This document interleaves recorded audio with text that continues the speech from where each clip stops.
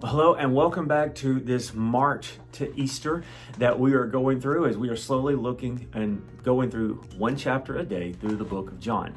Today we are in John chapter 8, and I kind of have this idea of you and I sitting across a coffee table, and I'm just having the honor to be your personal guide through the narrative of the life of Jesus. And so this one is one I want to just give you some truth behind this, and there's two things I want to pull out of this chapter with you.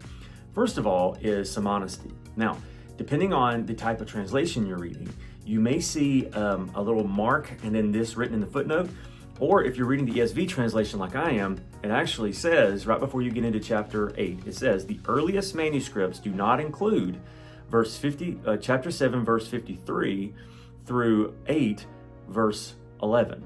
So that means that in the earliest manuscripts of the book of John, the story of the woman caught in adultery was not there. Now, what do we do about that, right?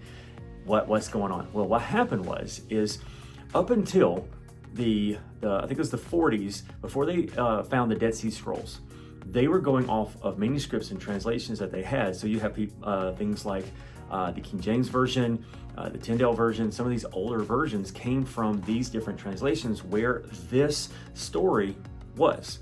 Well, when they found the Dead Sea Scrolls, these were scrolls that actually started back in before Jesus was born, back in BC times. And then you have very early manuscripts. It was one of the greatest things that ever happened because we were able to ratify almost everything in the New Testament. These very early manuscripts that were all there. There were a couple of things that were different. This was one of them. And so people started to do a lot of research and look at these things and found out that the story of the lady caught in adultery, one of my favorite stories, was not in the closest to original documents. Now, why do we not have the original document? We don't have the literal original document that John wrote. The reason why is because of what they wrote on and the way things were going. So first of all, they wrote on papyrus, which was a type of paper that we use now, but it was much more brittle than we have now. Plus the ink did not last as long as we have now. And so what you had to do to preserve it as best you could is once you would write it down, you would roll it up in a scroll and you would put it away. Well, when they didn't do that. They would pass it from this person to this person to this person. They would roll it and unroll it and roll it and unroll it because they were passing it, they were copying it, and that caused wear and tear until eventually it would just fall apart. It would start to fall apart on the edges, and then it would start to fall apart more and more and more. That's why we don't have that anymore, is because of how many times it was copied. But we do have copies of copies. And so it's amazing what we really do have, considering how long things didn't last back then. But this is what we know about the story of the lady caught in adultery. So don't get depressed, okay? Here's what we know. Is Polycarp, who was a disciple of John, he has a lot of writings. And one of the things that he said, and Irenaeus, his disciple, says, is that while it was not in the original story, it was a well-known story of the time.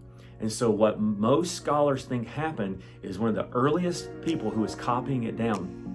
Where it does actually pick up is where Jesus says, I am the light of the world. And so what one of the earliest scholars did, most likely, is that they put this story, that was a well-known situation that had happened in the life of Jesus, they put that in there in order to illustrate how Jesus is the light of the world. So if for just a moment you were like, oh no, one of my favorite stories isn't in the Bible, well, it actually probably, they feel like 99% sure it did happen in the life of Jesus. It's just somebody came back later and wrote it in to show how Jesus is the light of the world, okay? The second thing I want you to look at is something that I think is really funny, and we got to use our imaginations a little bit on this, is the last verse in chapter 8. It says that Jesus is talking to the Pharisees, and he's arguing back and forth with them, and he tells them that he is equal to God the Father, because he is. Well, they don't like that, and the Bible says they picked up stones to throw at him. I love this, but Jesus hid himself and went out of the temple. Now, it doesn't say this, okay, so we're using our imaginations, but he hid himself and left the temple. You know what that says to me is they chased Jesus around the temple. I don't know if that's actually what happened, but if it was, that's hilarious. So imagine Jesus says to them, before there was Abraham, there was I am, there was me. Man, we're gonna kill you. And they pick up stones to throw, and Jesus, and so all of a sudden maybe the disciples get in front of Jesus. No, you're not gonna do that. And while Jesus is kind of being, guarded by the disciples, he slips here and slips there, and they start chasing him and they run, and Jesus gets out of there. So imagine a very dangerous game of tag in the temple where they're trying to get Jesus. That is hilarious to me. And we don't know exactly how it happened, but still, it shows you that Jesus said things that made people so angry that they picked up stones to kill him. Because most of the time we don't like truth in our face. But I hope you enjoy it. I'll see you tomorrow for chapter 9.